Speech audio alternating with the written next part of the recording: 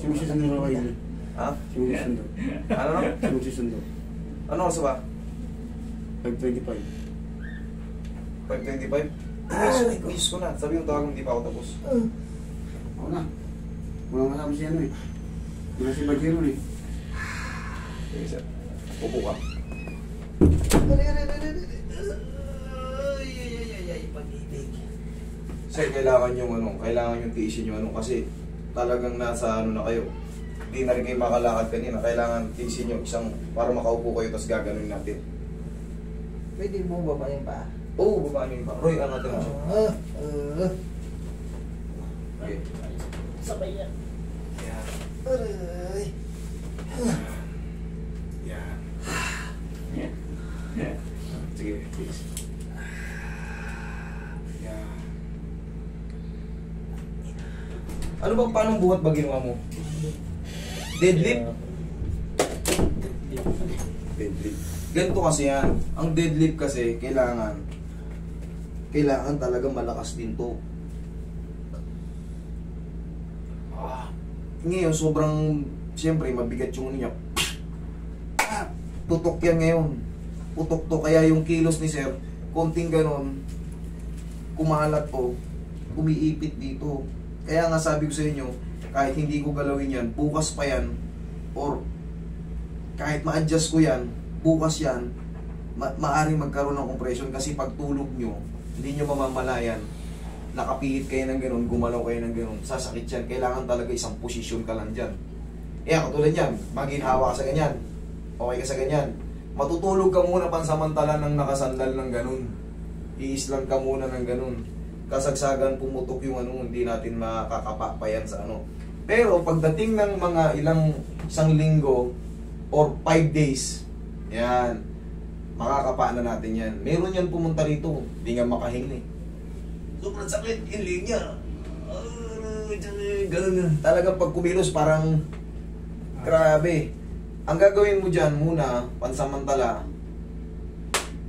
napirat, pumutok, magpareseta ka muna, magpaano ka muna, magpa-check up ka para maresetahan ka ng Kung may kakilala kang family doctor nyo, kung may kakilala ka, mas the best. Para yung pain reliever, kasi putok na yan. Putok na yan. Kung kanina pa lang, tanghali, nadala rito, saglit lang yan. Ngayon kasi, napukaw yung nabuksa, nagalaw. Siyempre, hindi natin alam kung desiccation to the right or desiccation to the left. Ngayon, nakapa mo na ngayon. Yung baga, komportable ka sa ganyan. Ha? Mas maganda. Na sumasakit. May portion na sumasakit. Pero ngayon, kumbaga, mas maganda. Okay naman siya. Ngayon, pag himiga ka ngayon dyan, kakapain mo ngayon yan. Humiga ka muna ng matulog ka muna na kaganyan para hindi siya makompress. Tapos, dahan-dahan ka muna dahan-dahan ka muna kumilos. Ngayon, tayo ka kanina, hindi ka makalakad hindi ka makatayo. Ngayon, tayo ka.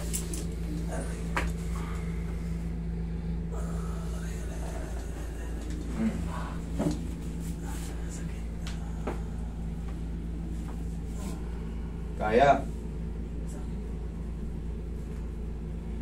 Ngayon, lakad ka nga.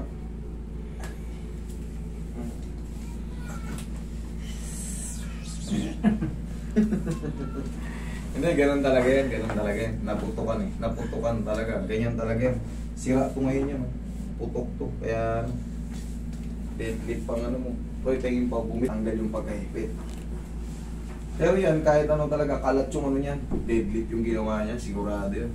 Kasi mabilis lang malaman pagka yung binuhat mo, timba, ganyan. Ibig sabihin, kanan.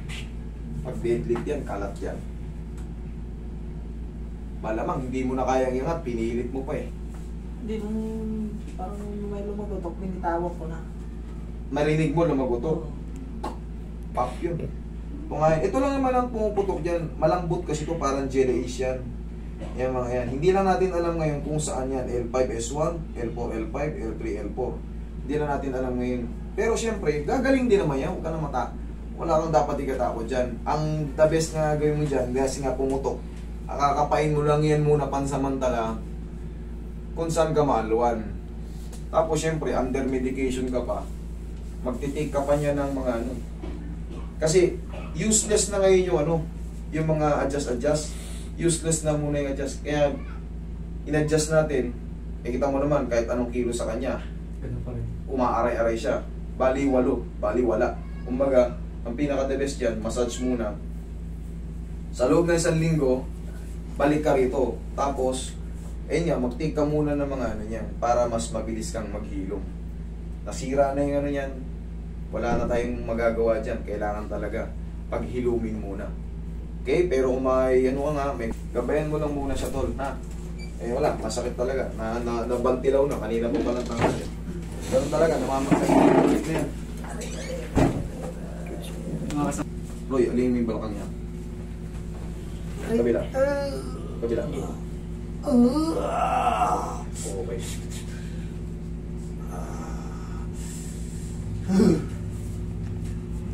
Hindi lakad. Oh, di ba? Oh. Kailangan lang magtiis. Oh, di.